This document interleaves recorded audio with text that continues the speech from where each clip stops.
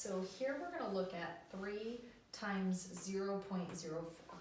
So if we're thinking about this one in terms of estimating, well, 0.04 is really close to 0. And 3 times 0 is 0. So our answer is going to be really close to 0. So if you get anything over one whole number, you know that you probably did something wrong. So you could do it the traditional method, or you could think about it in terms of what fraction it is, and then that it's repeating 3 times. So in this case, this is the 10th place, this is the 100th place. So you could think of it like this. We have 4 100ths repeating 3 times. So 4 100ths plus 4 100ths plus 4 100ths. And like we've just learned recently, the rules of adding and subtracting fractions, if they have the same denominator, you can go ahead and do the operation to the numerator. And the denominator stays the same because we're working with the same denominator the whole time. So that's not changing. So our exact answer, not about, our exact answer in this case is 12 100ths. So it is 0.12. So that's another way you could think about it. All right, let's come over to our final one.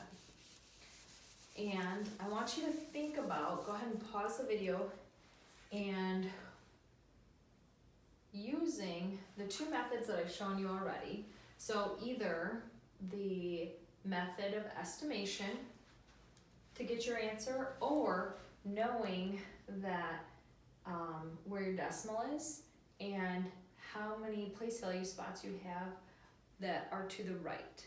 So in this case we have 1, and we had to put 1 back in, 1 place value spot into where the decimal should be.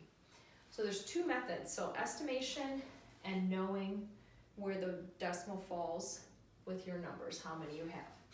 So in this case, looking at 62 times 0.1, I want you to pause the video and give a reason for why you would choose which one of these answers for what that would be.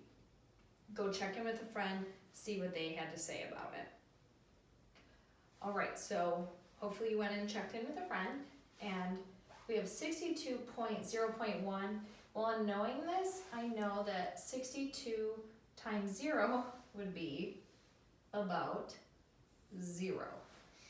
So the closest one to 0 in this case is 6.2. So I know in using that method, I don't even have to solve it. I can just use my knowledge of estimation to know that this would be the closest answer if I'm given those choices. The other way I could check it is seeing that I have 1 decimal place out of these 2 numbers. I have my decimal here, and there's only 1 place value spot to the right. So I know my answer has to have 1 decimal place to the right as well.